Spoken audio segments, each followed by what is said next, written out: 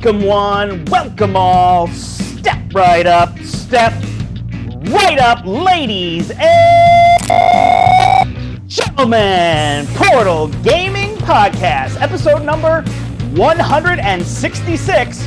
Rhymes with Crystal is coming at you right now. Howdy, everybody. Portal Gaming Podcast is a podcast brought to you by a store called The Portal, which is located in Manchester, Connecticut. For more information, you can log on to www.theportalct.com. You can check us out on Facebook, The Portal, and on Twitter at PortalGaming60. That's where you will find me, your host for this episode, The Brant, and my cat, Emily, as well. And check out our new YouTube channel, Step into the Portal. Portal Game Podcast is a proud member of the Dice Tower Network. And for more podcasts, you can go to www.dicetowernetwork.com. I am so excited for tonight. From coast to almost coast, East Coast to almost West Coast, I've got a special guest with me, a good friend, Crystal Dax. Crystal, how are you? I am doing spectacular, and I am so honored to be on your show. Oh, I am honored to have you here. It is so fun. It was like 2 months ago. It was, is this podcast going to be no more, or am I going to come up with a new plan?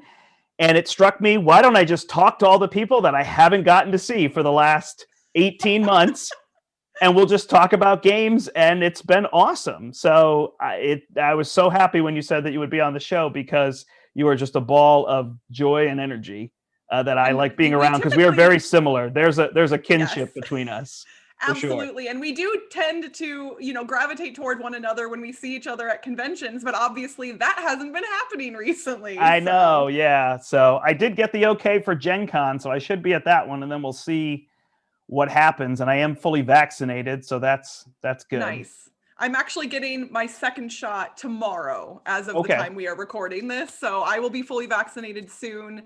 And my two best gaming friends here in town are both either vaccinated or almost vaccinated as well. So we'll be able to game in person without masks, which I don't mind wearing a mask, that is totally okay. But I also appreciate just being able to be around my friends and not feel worried. For me, the pandemic has always been less about me and more about the risk of spreading it to other people if I were to pick it up. And so being able to hang out with my friends without that fear is something I'm really looking forward to. Well, I can tell you 100% that's my feeling as a teacher. I mean, every day I go in and I've got, other teachers and students that I have to, I'm certainly more concerned with than myself and whatnot. And then, of course, a family to come back to. And it wasn't long ago that I had 7 people living in my house. Now it's 3.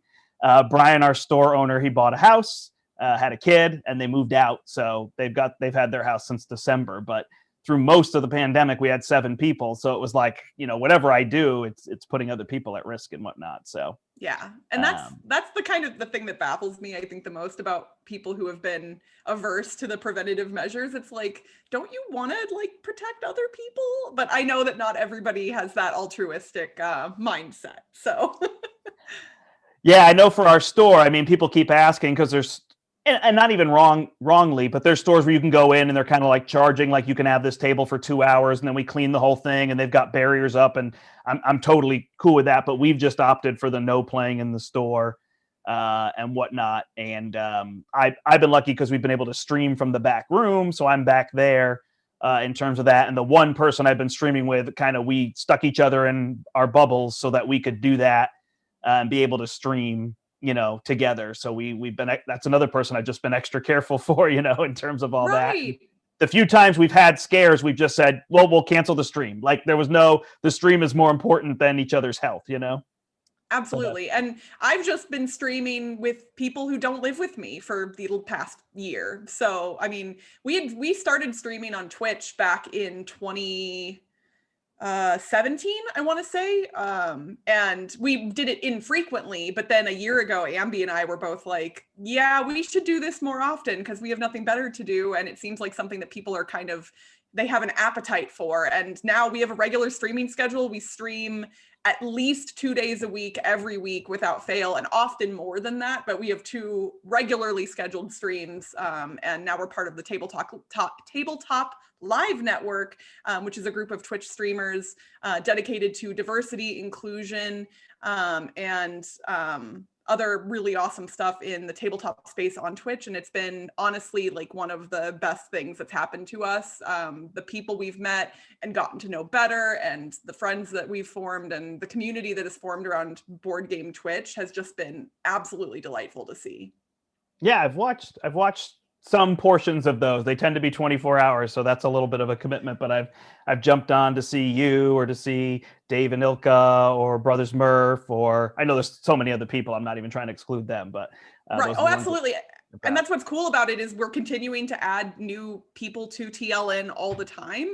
And so each event will be a little bit different, and we do try and make sure that we're highlighting, you know, up and coming streamers as well. You know, they have to be affiliate on Twitch to be eligible to join TLN, because we do want to make sure that the people in TLN are dedicated to Twitch streaming, and specifically streaming board game content.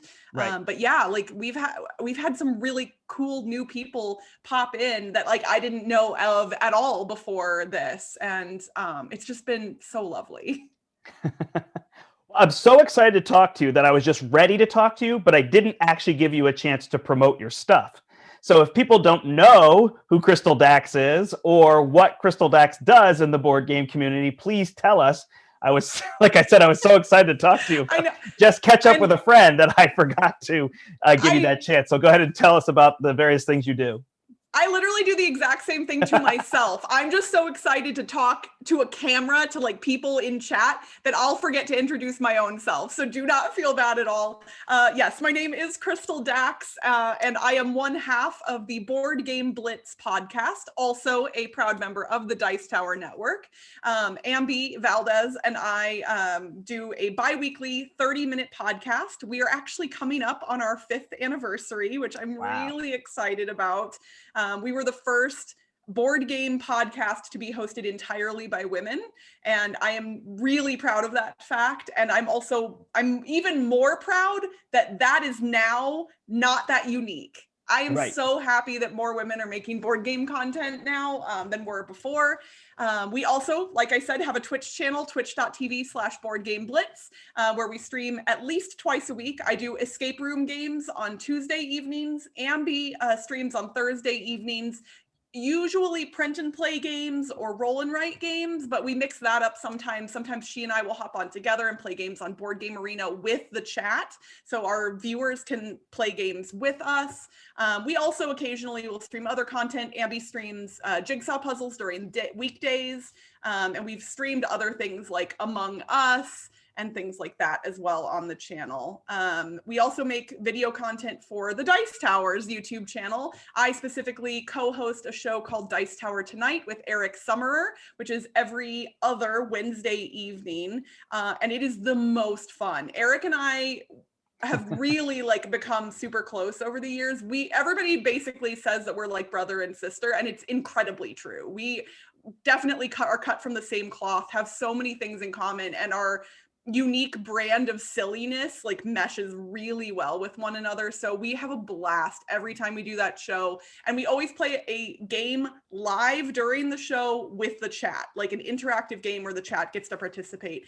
And you'll notice that's a theme for me. A lot of the content that I make, I do try and make interactive and something that's participatory.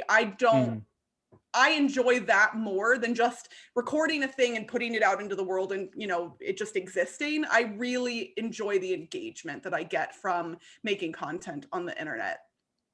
So yeah, those are the main things that I do. I also said that our Twitch channel is part of the Tabletop Live Network. There is an event every month, 24 hours of streams, 2-hour streams, 12 different streamers. And you can see the schedule for every event at tabletopLiveNetwork.com. Ambi and I will not be featured in every event, but the streamers there are awesome. So I'm happy to promote them even when we are not part of a particular event. It's really quite delightful. And I think people who have not been watching board game content on Twitch maybe don't realize what they're missing out on, not just from the Tabletop Live Network, but in general. The amount of board game content on Twitch has increased exponentially, and it's so good. And it's the communities there, the people there, like you'll develop friendships with people in the chat immediately, and it's really, really neat. Nice. Yeah, we were looking into that. I mean, we did the YouTube channel, and then we were looking at kind of restreaming, so it'd be Facebook and Twitch and different things. I know being unique to Twitch also has its own things, but admittedly, I'm the technician, and I don't like being the technician for getting all the things up and running because I am the in front of a camera person and the Right. ideas person. And so doing all the technical aspects are fun because when I figure something out, Roy Canaday just helped me figure out how to do a green screen. So I was really excited about that. And a couple things like that. So when I figure those things out, it's fun. But, in general, that part exhausts me compared sometimes. So hopefully we'll, as we grow and whatnot, we'll add some of those things and have some of that. Yeah. But yeah, And definitely check out we Twitch. There's basically lots of energy on Twitch too. so much energy, and we basically had to make a decision because if you want to monetize content on Twitch and become an affiliate, you cannot restream to other Right. platforms Yes. at all. So we've just gone all in on Twitch for our content, and I think that was a really good decision on our part, because of the ways Twitch monetizes things. And the money is not the reason we do it at all. Like, we don't make a lot of money from Twitch. That's not the reason, but it is really fun, the bits and the subscriptions and all that, and the emotes we get to give to people when they subscribe. Like, we have a unicorn poo emote. It's just rainbow colored poo. And like, nobody needs that, but we all want it, right? Like, it's just Right. fun. Nice. That's awesome. Wow. So you are super busy. I am. And that's all on top of my, regular 8 to 5 marketing job for a credit card company. So I keep incredibly busy. I have friends that will reach out to me and be like, oh, hey, can we play a board game online tonight? And I'm like, I actually don't have any free evenings this week, which seems so odd in the midst of a global pandemic where I really haven't been leaving my house practically at all. But I've filled my schedule up pretty full. And that's always been a thing for me. My whole life, I've been somebody who always has to be doing something, or I'm doing absolutely nothing. Like, there's no in between for me. I'll like binge watch a TV show for an entire day laying on the couch, or I'm going from thing to thing to thing to thing. Yeah, I'm notorious for, because I'm up early, being a high school teacher too. I'm up early, so I'm notorious for, like, Kathy and I sit down on the couch, and it's like, oh, should we watch something? And it's like, do you want me to fall asleep in 20 minutes? Because at night I'm just out, like it's over. So I'm not the best TV watcher. I'm like you. I go all day, and then when I finally sit, it's like, well, I think it's time for me to fall asleep. But I did do something yesterday that I haven't done in forever, and I don't know if it's very interesting to board game people or not. But I watched baseball. Oh, I watched the Yankees, and I am actually a reasonably big sports fan. I definitely grew up a giant sports fan. And, the whole they get paid too much and yada, yada. I'm totally down with all that, and I understand. But I do enjoy it. I've always enjoyed watching all those things. But I discovered without people to watch sports, I was really enjoying watching it with people, like my dad. And so when I was a kid, well, a teenager, in 1996, the Yankees won the World Series, and that was the first time in my life. So my dad said, hey, do you want to skip school tomorrow and go to New York City and go to the parade? And it was like, is this a question? Of course I want to go to New York City with my dad. And I could not tell you what information I lost out from school that day, but I sure remember that day hanging out with my dad in New York City and seeing the Yankees parade. So I got a lot of good memories related to sports like that with my family members and with friends and whatnot. So I didn't know that I had the Yes Network on my cable, which is what the Yankees are on. It's like Yankees Entertainment and Sports or something. And somebody said, oh, Checky, you might have it now. And before it was like part of a package, but I guess there's more things. So I put baseball on, and I watched a baseball game, and I hadn't done that in so long. I really enjoyed baseball. I mean, just the ins and outs and the strategy to it is very much like a Thinky Euro, I guess, in some absolutely. sense with all of Yeah. that. So that was just the unique thing I did outside of games that was really fun. For sure. No, I had a FOMO moment, a few years back when my Royals won the World Series, and I didn't get to go to the parade because the parade obviously was in Kansas City and I was here in Vegas. I watched the parade on TV, but I was bummed. Yeah. Kansas City's had a good last. I mean, It's been a little while now for the Royals, but between the Royals and the Chiefs, like I growing up as a Kansas City sports fan, I didn't get a lot of wins. And as an adult, I've actually gotten to see some pretty cool stuff happen for my teams. Yeah, that's awesome. So anyway, that was just a fun thing that I did recently. And I've really, like, as much as teaching, and people will say, oh, it's got to be exhausting. And there's definitely exhausting elements. There's really some interesting things that I've come to. So I teach math at an arts school. So that's just like step one to understand. And I'm not putting anything against artists. I am an artist myself as well, music and theater. But, it doesn't always go hand in hand. And then this year we have students could choose to be at home on Zoom, or they could be in the building with us. And very few tend to choose to be in the building, but I got a lot of camaraderie with those students, more than ever before, because we spend a lot of time together. And some of that has been great. So this past week was gorgeous for Connecticut. It's been 60 degrees, which is very warm temperatures. I guess by the time you get to April, that's more normal. In March, that's a lot harder because we can have snow still in March. So I'm in Hartford, which is the capital of Connecticut. I mean, it's dead smack right between New York and Boston. Like, that's exactly where it is. And not far from us is the Connecticut River. We just crossed under a highway. So I took my students on a walk. So we just went on a math walk looking for various shapes and mathematical things. And I had no idea what we would find. And we found so much. And we walked and we got up on this bridge over the Connecticut River and took pictures. And it was just awesome. Like, so much fun. We enjoyed doing that so much. So that was just really like one of those moments that, obviously we don't want to have a pandemic, but had we not had a pandemic, I would not have experienced that moment with my students. And I know it was equally exciting for them. So it was just one of those days where we did something so different, and it was just so memorable. And I was so happy to be part of that, with them.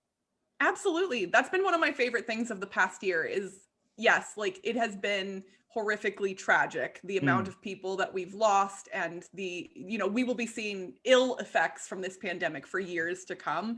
But I am really heartened by a lot of the positives that have come out of this really horrible situation. Like, a lot of people have done a lot of really good things, and that helps warm my heart a little bit. And I'm also glad that we can kind of a little bit see the light at the end of the tunnel now with the vaccine and everything. So I'm excited.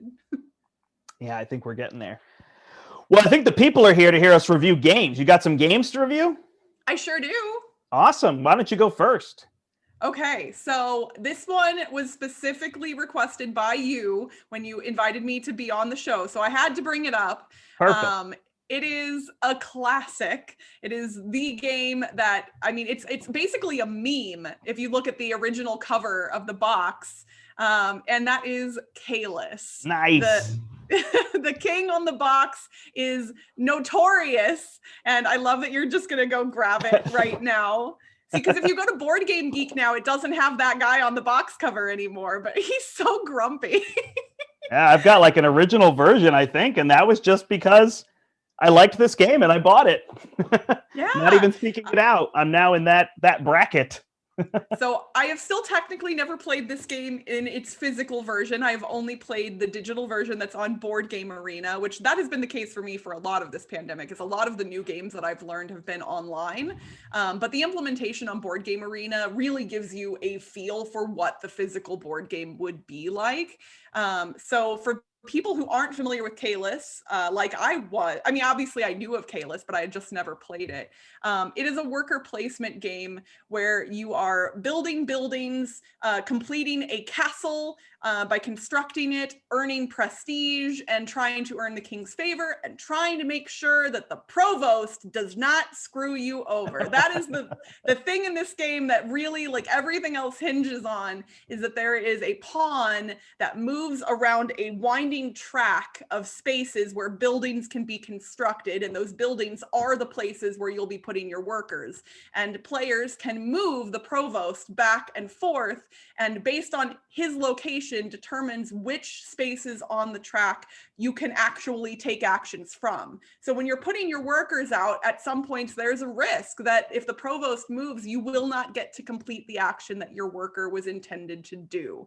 That's the biggest high level overview of it. Like many Euro games, you are collecting resources to build things, to build other things.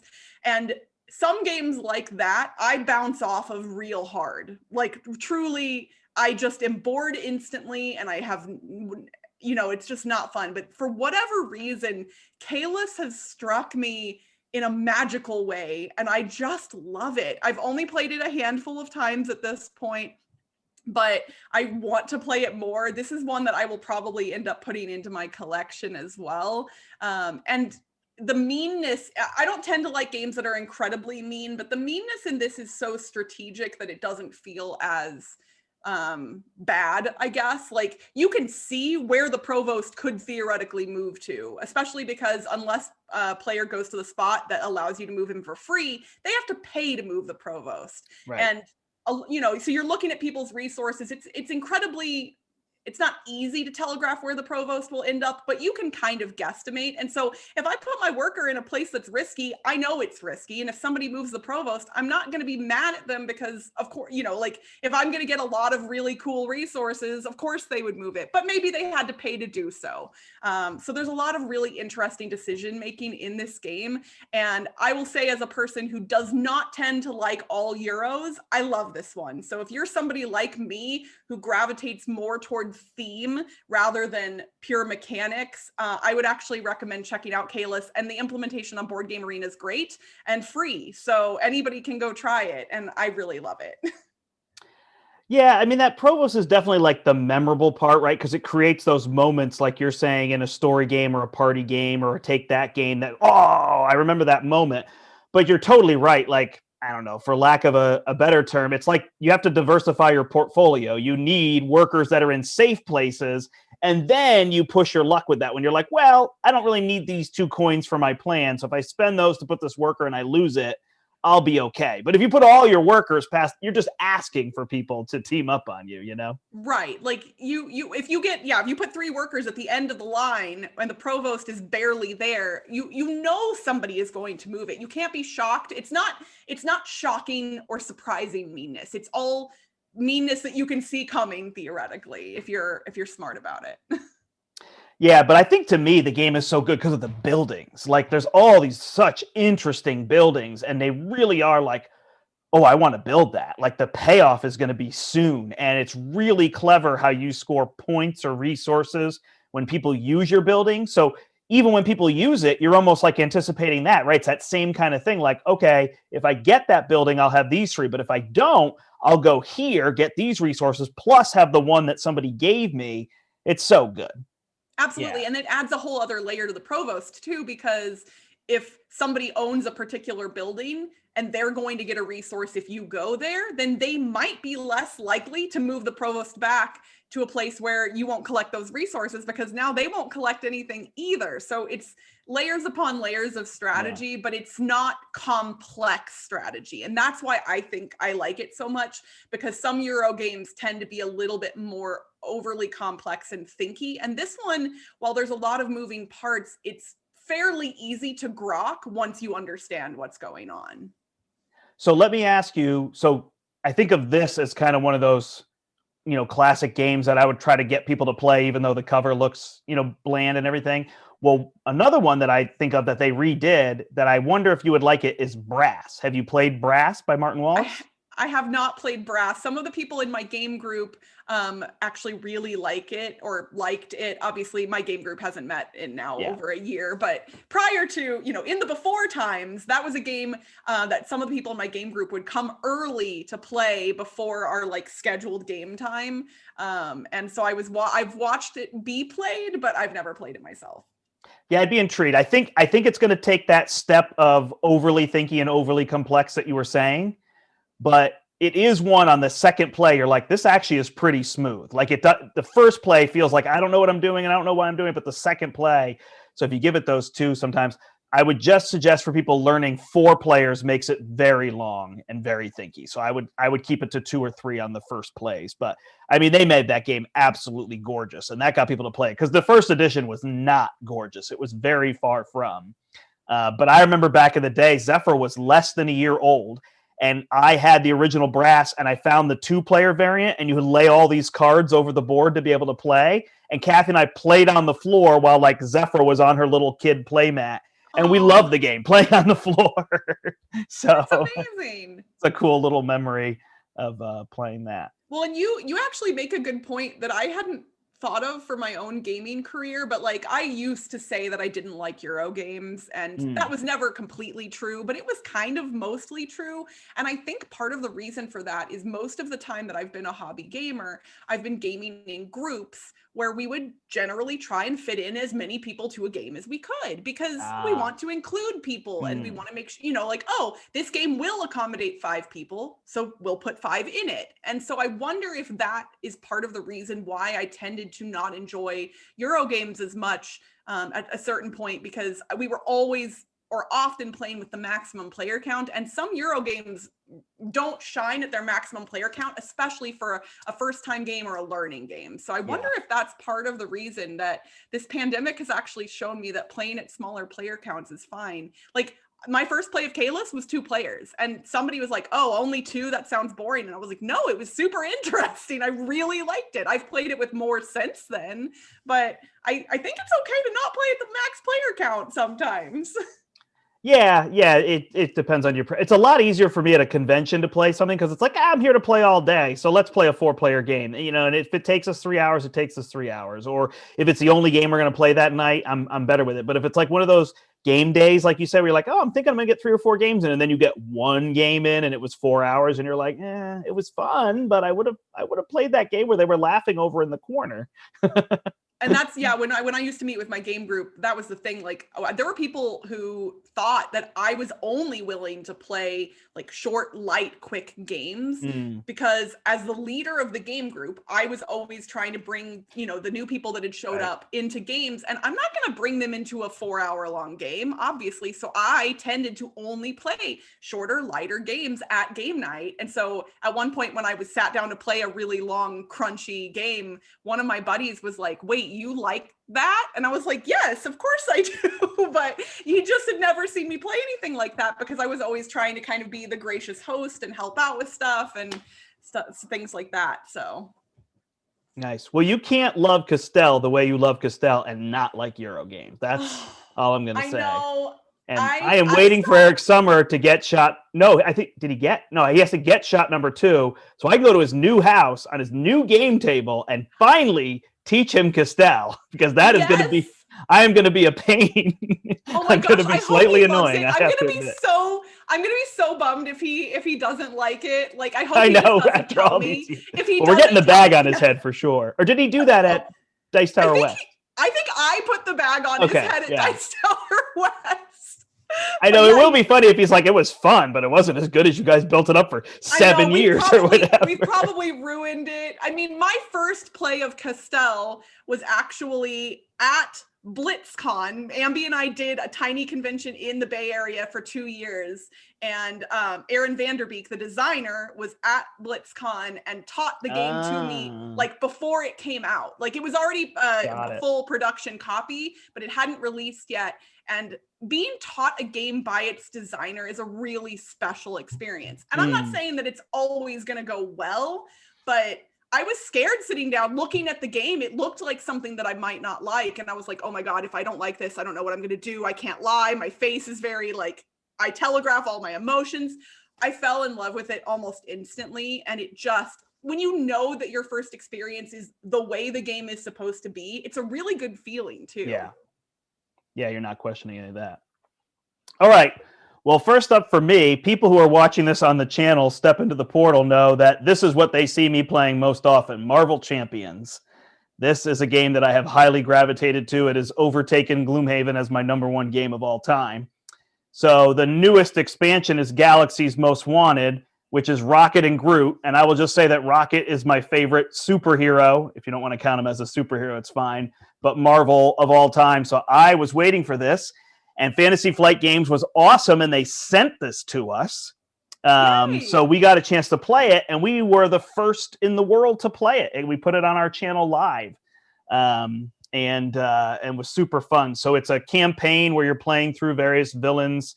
They base it, it's kind of like, they're using the MCU because the MCU is very popular, but they're really basing it off the comics to kind of go back to there. So you have those things, but what is super fun in Marvel Champions, and if you're watching on the channel, if you're not, then you can't see this, but is your heroes are a double-sided card, And so they have an alter ego side. Now, these characters, Rocket and Groot, I guess I put Groot away, come in the box, and then Star-Lord and Gamora and Drax, they're all coming down the line.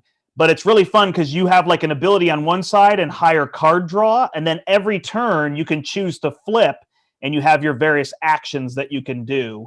You're trying to beat a villain like Claw, and you have to reduce Claw, and he has several stages that you have to beat him. Claw actually comes in the original box. I don't have one of the other villains out here. But yeah, this is really fun. It's a big step up. So for people who are kind of considering Marvel Champions, I definitely suggest that you play it from the original box first. That would be your best place to go. And then they made a Rise of Red Skull campaign that has Spider-Woman and Hawkeye in it.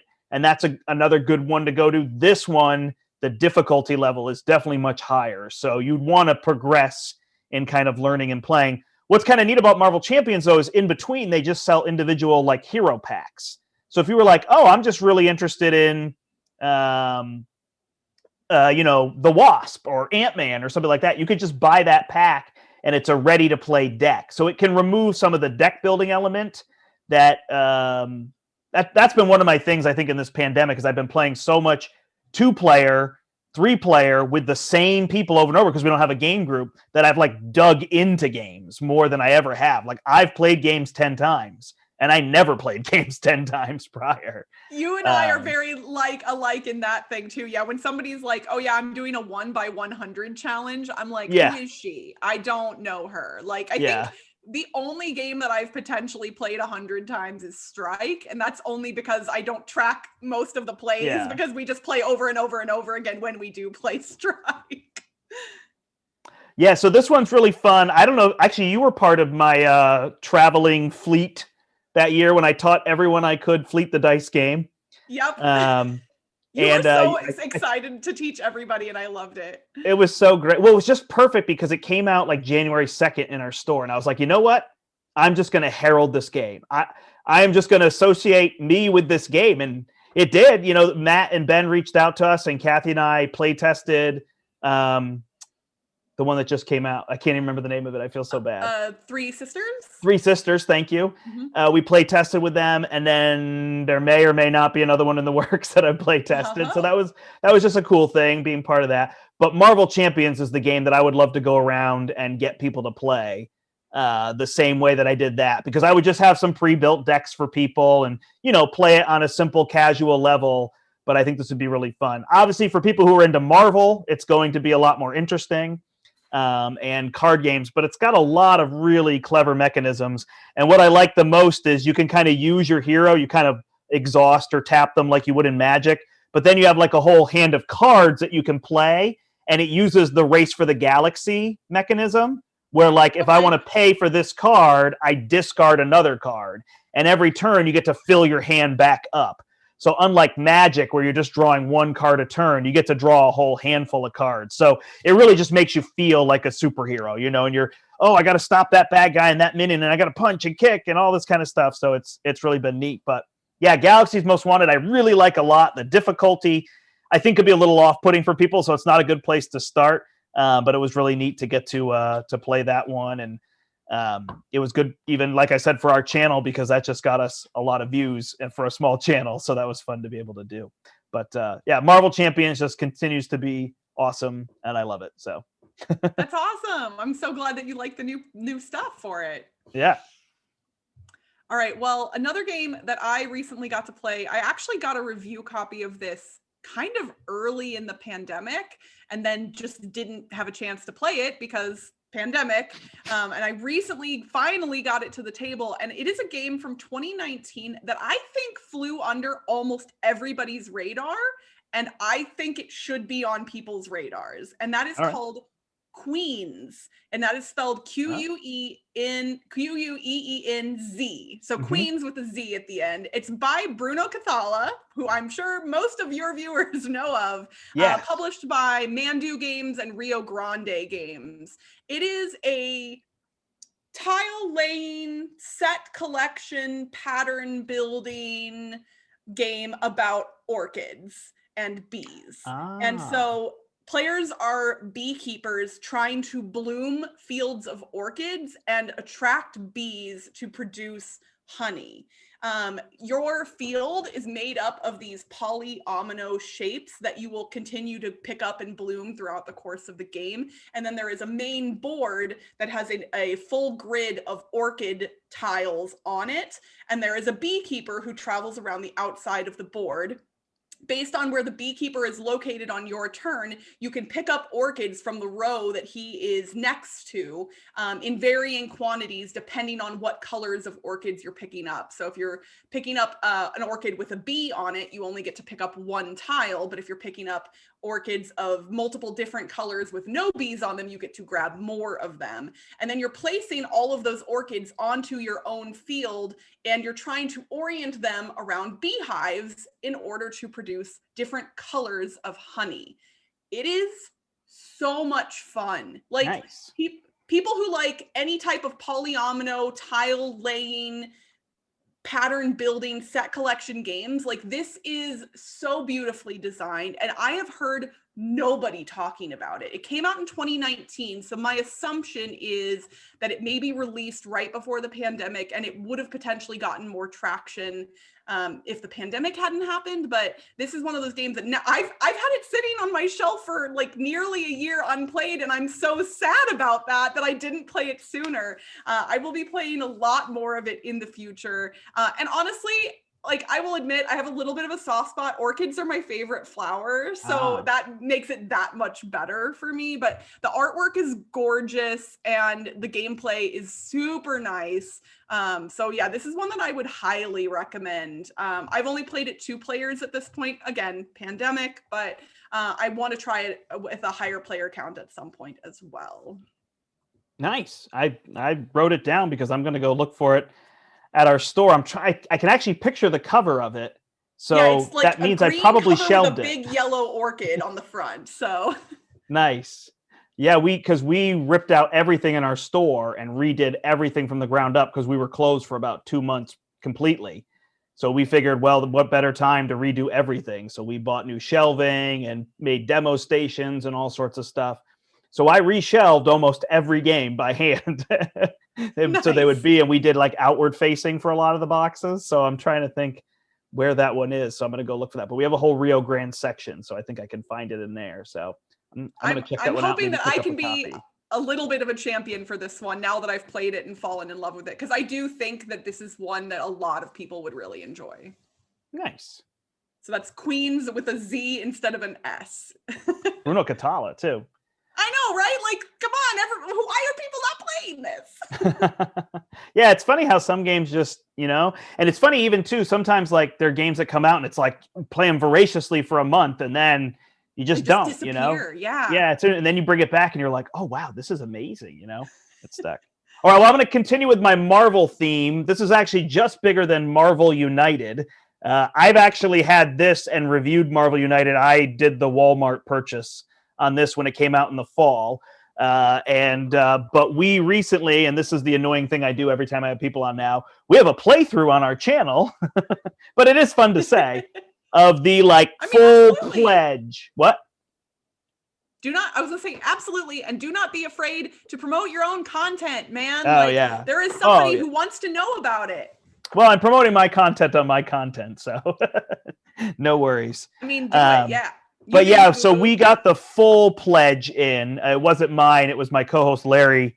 And so we managed to kind of unbox all that and show off all the figures. And we played through some more of it. But it comes with these chibi Marvel characters in terms of all that. So you have Hulk, and then you have the villains that come in red. Well, the giant box, and if you want to hear even more about it, off our channel, I know that Tom Vassell said on the recent episode of Dice Tower that he had played everything in a weekend. So he had gotten through all of it. So that, I'm sure Dice Tower will have thorough review on all that. Not that they need a plug from me, but they are our network. So, but yeah, so we played the Sinister Six versus the Guardians of the Galaxy. So we played as the Guardians characters because those are kind of our favorites on the stream.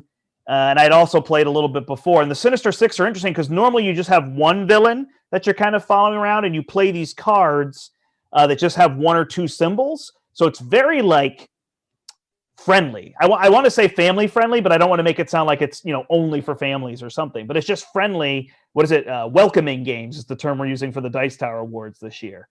And it's welcoming because there's not a lot of text on cards and you just follow these symbols. What's really clever is that somebody plays a card and then when it's your turn, you play one and you do the symbols on their card as well. So it really plays up the cooperative element of trying to do that. Well, the Sinister Six have 6 figures on the board and they all can't be damaged until you find their weakness. So you have to go around playing cards and tokens to be able to remove their weakness. And then you can kind of take them out one at a time as you go through. So that was actually really neat. It took this box, which this really feels aimed at families in terms of level and content and what's in there. And it was like, here you go. Here's something if you're kind of like a next level gamer, but you still want this game, or even right, if you had kids or you had people you were gaming with that you really like this game? Do you want to try the next step up? It's that perfect way to go. And then there's a crazy box that has like it has like a power glove in it, and it has the rings, the stones, oh gosh. All the infinity stones. And I think you can set them all in there. So I think at some point we're probably going to stream that. It's like a campaign where you fight Proxima Midnight and all those characters in terms of all that. And I think I hear that one, even ups the complexity more.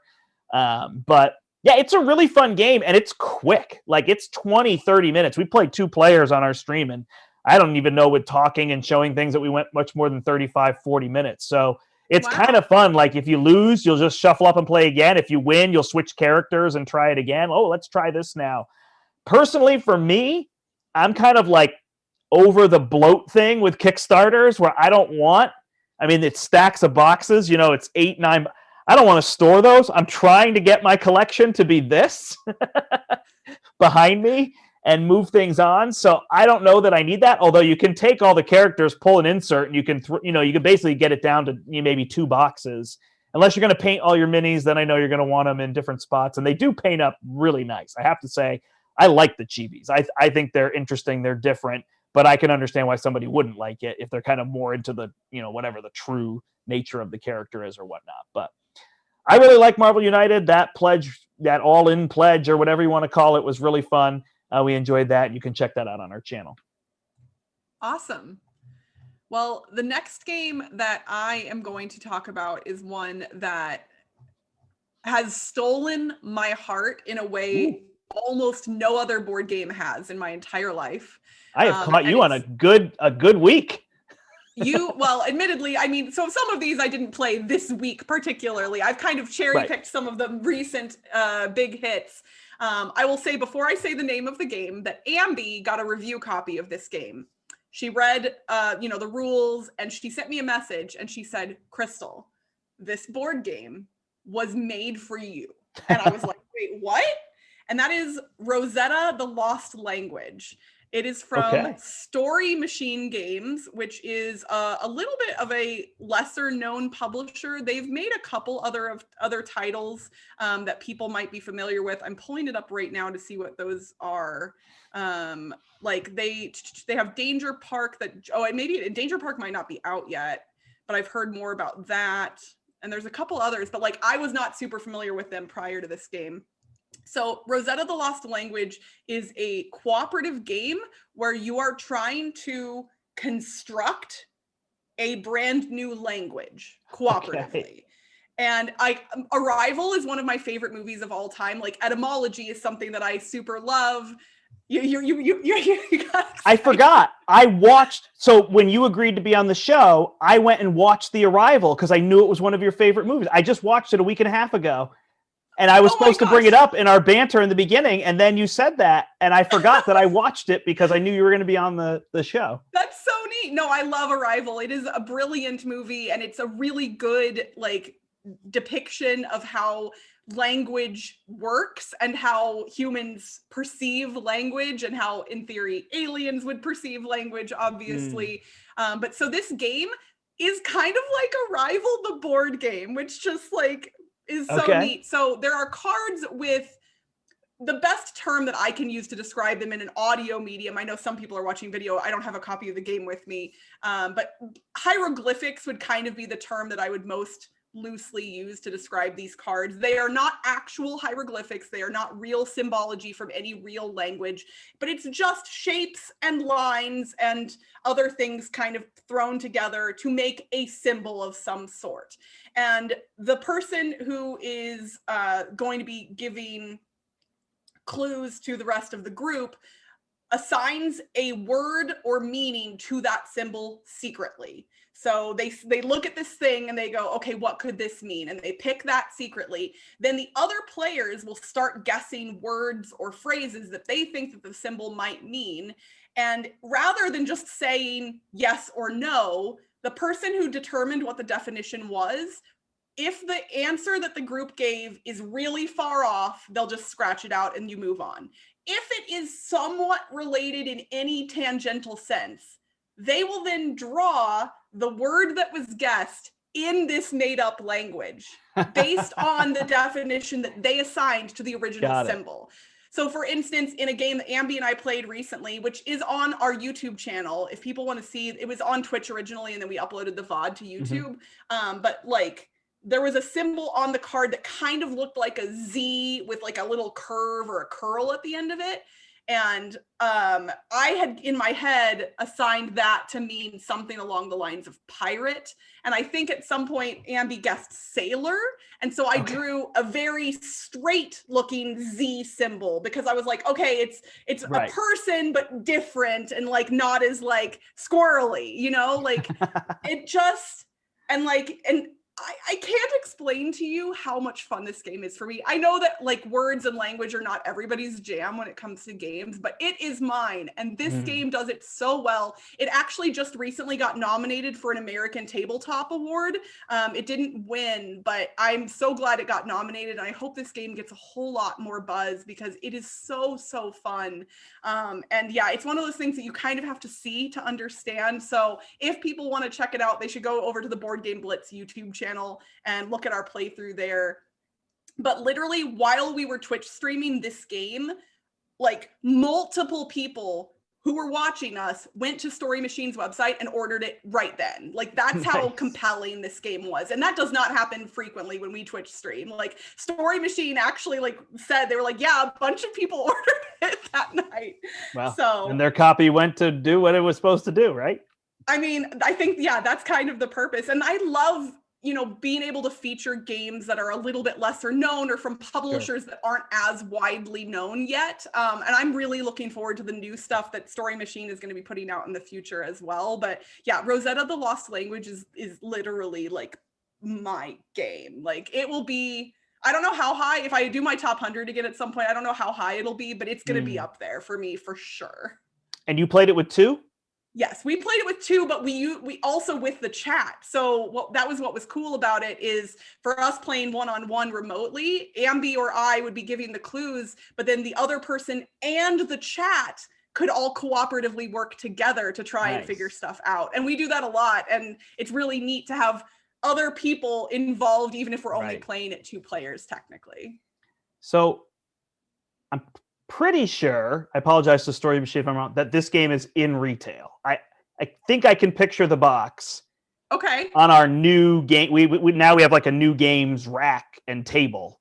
So I'm pretty sure I can picture the box there. I'm going to the store tomorrow, so I'm going to check out for it. And if it can be played with 2, because Kathy's huge into word games like oh my gosh, then Letter yes, Jam. like yes. Oh gosh, yes. Yeah.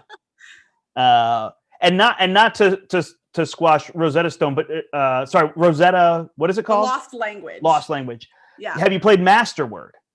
I have not. Okay, so you need to play Masterword. It's literally Mastermind with words. That's like it's just that easy to describe. So I played there's Mastermind a word so much as a kid. Yeah, there's a word, and you're trying to get people to get to that word, and I think it starts with a clue like sports or medicine or whatever, and then people just guess whatever, and then you tell them how many of their guesses are correct. So like if it was an animal, they might guess 4-legged. So then you would, they made 3 guesses and 4-legged was correct. And Sharp teeth was correct, but wings was not. So you tell them 2 of their 3 are correct. And they work their way down the line until they run out of cards. Basically, you have a certain number of cards, and when you run out of those cards, you can't guess anymore, and your last guess has to be just what is the word in terms of that. It's great, and I think I should know this because I do the Dice Tower Awards, but I'm pretty sure it was nominated for the 2020 Dice Tower Party Games. So it's the only master. Is it 2 words, master word, or is it? Because when I look up a single word on Board Game Geek, I think it's 2 words. From I think it's like Master Fox. I think it's Masterworks. There's a fox on it. Okay, master word, 2 words. Yeah. It's a little like kind of a Mickey Mouse style artwork fox. Like it's what's it's like that Canadian company, Scorpion. Oh, Scorpion Mask. Yeah. Scorpion Mask, and I think it's yellow in the States. Okay. Yep. It's great. I'm 100% and I think you could play it with 2, but 2 in a chat would work for sure. Yep. And that's what's the chat helps us fill in the gaps all the time, and it's great, especially when I play my escape room games on Tuesday nights. I'm playing solo, but the chat is helping me, and so that makes it easier. Nice. But Rosetta, the Lost Language, I don't want to lose that one in the other talk about others, so definitely check that one out. Crystal adored that game. I really, really, really, really do. All right, I got one more here, and Zephra is like hot and cold on playing games. She's like really close to a teenager. So that's my daughter. So she kind of knows that dad's into games. So it's like, I'm going to not be into games. Yeah. But I mean, I get that. Yeah.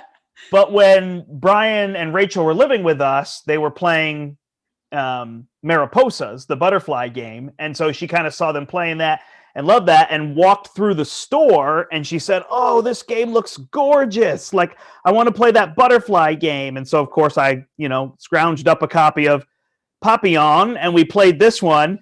And it was interesting enough because we played this, and she saw this box, but afterwards she's like, no, I wanted to play the other one, the Spanish butterfly one. So now I've got to play Mariposas with her as well.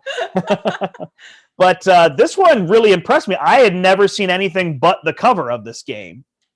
And so it's a tile drafting game. And again, people have to go to the YouTube to see a little bit more of this if they're listening. But you kind of draft like rows. So you're bidding as to when you're going to go first. And then, so if you go to first, you can pick any row or column. So you can see here the rows get smaller. So if I take 4 tiles, if I'm second, I only get 3. And then there's like little garden gnomes that are really cute that you can get and stuff. But what's interesting is you're trying to build like little groups of flowers, wildflowers by color. And then you get your, I don't even know if I can get one of these out. You get your butterflies when you complete a section, and then you get to attach your butterflies with these little wooden clips to these 3D flowers. Oh, that's cool. And there's a whole bunch of them. And I have to admit, when I saw it, I was like, well, that's neat, but could I have had some flowers that I just placed butterflies on? But when you take the little butterfly clips and you clip them on there and you play 8 rounds of a game and there's 20 butterflies on your table clipped to these flowers, it looks like a beautiful butterfly field. Like, it really does. It's a whole different thing from when there's one butterfly that you're clipping to you see all these butterflies. And then each of those flowers at the end of the game is an end game scoring, like a, area control on each of the flowers. But there's a whole bunch. So it's not super cutthroat on the area control, because sometimes that's not my favorite thing, when it's like, oh, there's 3 things we're vying over and you either get 1,000,000 points or you get nothing, Yeah.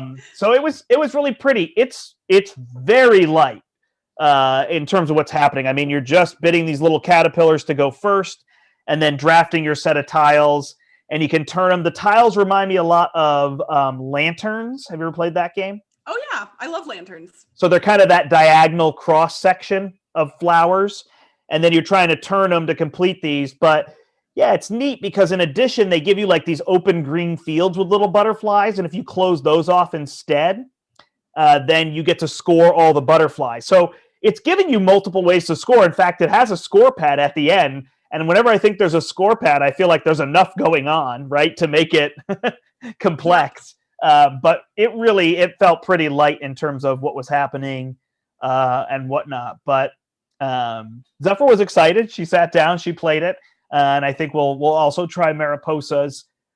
Mariposas feels like this one, the goal was very obvious, right? I'm trying to just get points by doing these things, and there's a little bit of competition.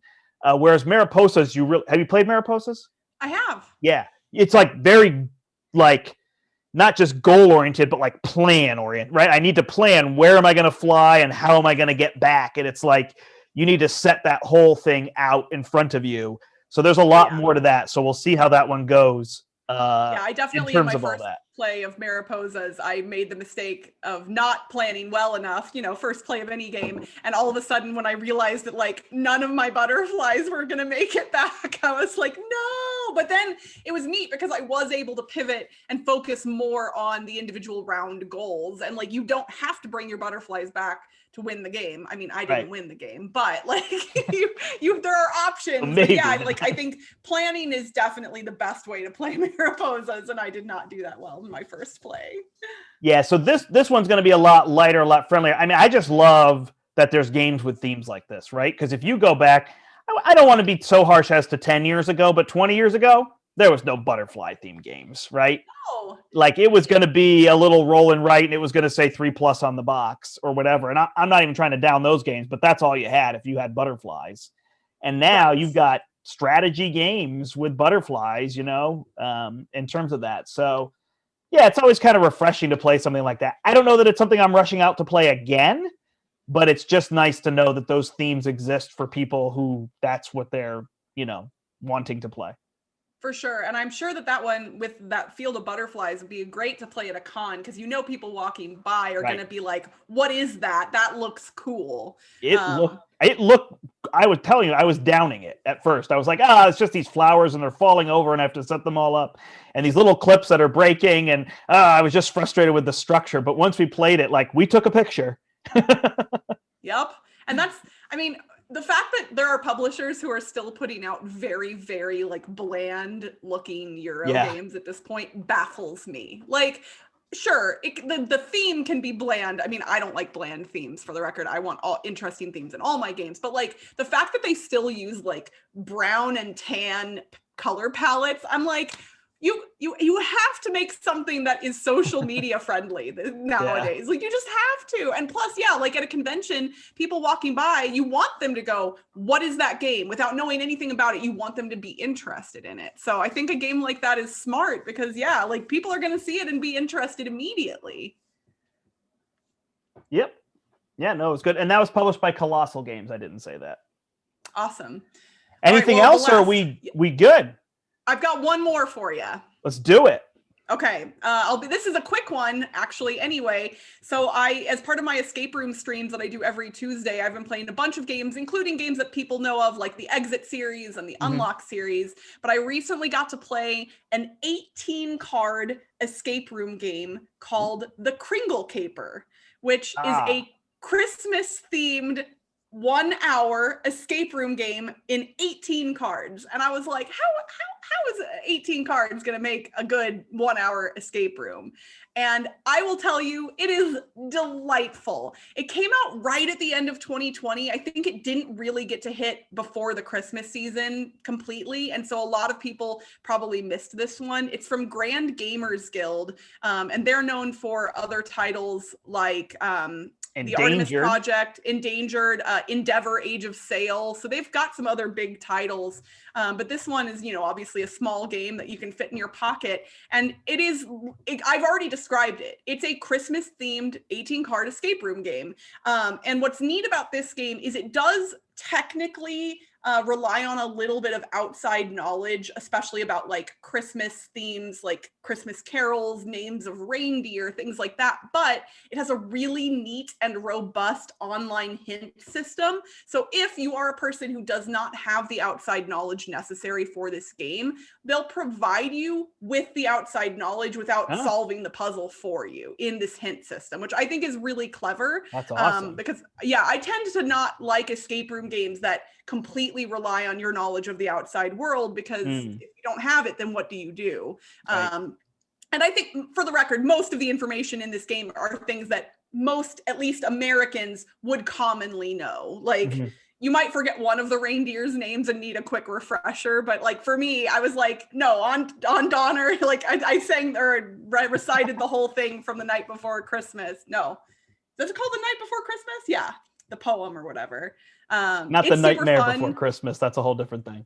Yes, that's what my brain was thinking I said. I was like, did I say nightmare? I Jack don't know. the Pumpkin King. Gotta love Sally and Jack, man. The classic. Go. But yeah, I would highly recommend this one. I know that it is April right now, but I think people should put this on their radar for potential stocking stuffers at the end of this year, because it is super fun and it would be a great family activity. It is on the lighter side difficulty-wise as far as escape room games go, so it would honestly be perfect. And Grand Gamers Guild has said that they potentially have plans for other escape room 18 card games themed around other holidays. I don't have any specific information about that, but I'm looking forward to anything else that they put out, because this one was great. Come on, Arbor Day escape room. I mean, honestly, that sounds kind of delightful, doesn't it? Like, well, actually, Earth Day would be really cool. They could actually do a really cool Earth Day, like clean up the Earth kind of thing. That'd be really neat. Like there's a lot of areas for them to get creative there, but the Kringle Caper does a really good job of bringing Christmas into an escape room game. That's awesome. Yeah. Well, that's 7 games that we reviewed. Well, that's awesome. That's a whole bunch of games, as we do. And that's my new thing, because I love reviewing games. That's the one part I've missed. I mean, not that I couldn't put it on the channel, but I tend to do so many things live in terms of that. Although I am planning, we'll see when I actually do it, but I want to do and you were kind of, I guess you were kind of hinting towards this when you were talking about Queens. I want to do like a, 15 games you should go back and play. Like kind of give people that list of games that it's like, you know what, this was really popular for a reason, or people have talked about this for a reason. So I've been trying to find games that are outside the top 500 on BGG, because That's awesome. There's some where you would be like, oh, you should really go back and play this, but it's in the top 500, so it feels like it's kind of already, being carried in terms of that. Absolutely. So I thought that would be a fun list, and I wanted to kind of do that live, because I thought that might be a fun thing to interact with people over and have people suggest other things. So, and I feel like that'd be useful to people, because it feels like sometimes you hear the same games over and over on top 10 lists, Yeah, that is definitely the case. And I think, like me, in late 2019 and all of 2020, there are definitely some games that some of us just kind of missed because we didn't have the usual browsing around a convention or other, like just the con buzz that would typically happen. Like that stuff didn't exist. And so I think some stuff slipped through the cracks a little bit more so than usual. And there are some real gems out there. Well, I'll tell you the gem that I still want to play with you, but we need a group. It's got to be a big group. The bigger, the better. But it is a game from Breaking Games called We're Doomed. Oh, so here's what's funny. Okay, Sterling, I know, buddy. It's life, he heard something outside. I got a copy on the Dice Tower Cruise a year ago. It was like one of the free games that all of the attendees got. And I typically, as a Dice Tower contributor, do not take any of those games. Yeah, I know. Life is real rough, buddy. But like, I waited until everybody has their games, and then there are always extra copies, obviously, of things. And yes, We're Doomed was there, and so I was like, okay, Brant wanted me to get this when I was at a con last year. I was like, I'm gonna pick it up, but yeah, I haven't had a chance to play it because it needs a big group. It needs 8, 9, 10 people. It's so interesting. It's just, it's 15 minutes to get off the planet and people are going to die, and you've got to build a spaceship working together. So like the first time I played it at Gen Con, we're like, okay, we're all sat down. We're like, let's just work together. Like everybody just work together. And the first card we flip over says there's only going to be 2 seats on the ship, no matter what you do. So suddenly we could not work together. It was just amazing. So it's a really fun game, but I think it's one that, it's fun. You play it a couple times. I don't know that it's, a top 100 game, but I just think it's so clever. I wish they would release an expansion with just another set of cards, but it's just got that high energy, and it really plays in 15 minutes because it's got a big old timer. Boom. That's it. would it be possible to play it remotely in any way, shape, or form? No, because Okay. there's literally cards that just try to stall you for time. So it'll say like, pass this card to the person with the longest hair, pass this card to the person with the shortest name, like you just have to go as fast because it's just trying to get you to waste time. Funny stuff like that, which you just couldn't do. So yeah, unfortunately, we'll have to wait, but that's okay. It's always something that have something to look forward to. So I think that's good. Absolutely. Well, I'll have to make sure that I grab that one off my shelf because like since I got it on the Dice Tower cruise, it was literally like 1 month before everything shut down last year. So I just didn't get a chance to bring it to the table. Nice. Well, I want to thank you for giving me a second sunset today, because watching the light disappear from your window out west in Las Vegas. Yeah, we've got a little bit of sun left out there, but not a whole lot at this point. It'll be disappearing shortly. I love this time of year though, when the when it's bright out after I get off work at 5, it's so nice. Yeah, it looks like you get light a little later than us. So actually, interesting little anecdote. So when in Indianapolis, that is still Eastern Standard Time. Okay. It's very far away. On the other side, right. But so Connecticut is, pretty close. Obviously, we've got east of us is Maine, and then you push into that time zone that nobody knows exists except Rodney Smith, because he lives in it, and watch it play because he's way out east in Prince Edward Island and all that. But yeah, so we're kind of on one edge of a time zone, and then Indianapolis, it stretches too far, honestly. They just wanted to be in that time zone. So I would call home sometimes, and I'm walking around Indianapolis and it's bright, and my wife would be like, "Oh, are you good? Are you by yourself? Are you being safe?" And I'm like, "Oh, it's bright outside." She's like, "Are you kidding? It's pitch black here right now." And just that difference of, because it's about 14 hours for us to drive to Indianapolis. So it's wow. far. Yeah. How could those be in the same time zone? That's like, they just want to be. It's just that people want to be in that time zone, because then it's like just north of them is Chicago, and that's the other time zone. So yeah, that's Central Time. So yeah, Indianapolis is the farthest west you can go, basically. So anyway, just an interesting little thing. But yeah, it was neat to watch the sunset behind you there again today. So, but yeah, with the sun going down and it being this late, it is time for math teachers to go to bed. So thank you so much for joining me, Crystal. I appreciate it. Why don't you tell people again where they can find you? Absolutely. So you can find me on the Board Game Blitz podcast, which is available wherever you find your podcasts. We are also on Twitch, twitch.tv/BoardGameBlitz, streaming at least twice a week, if not more.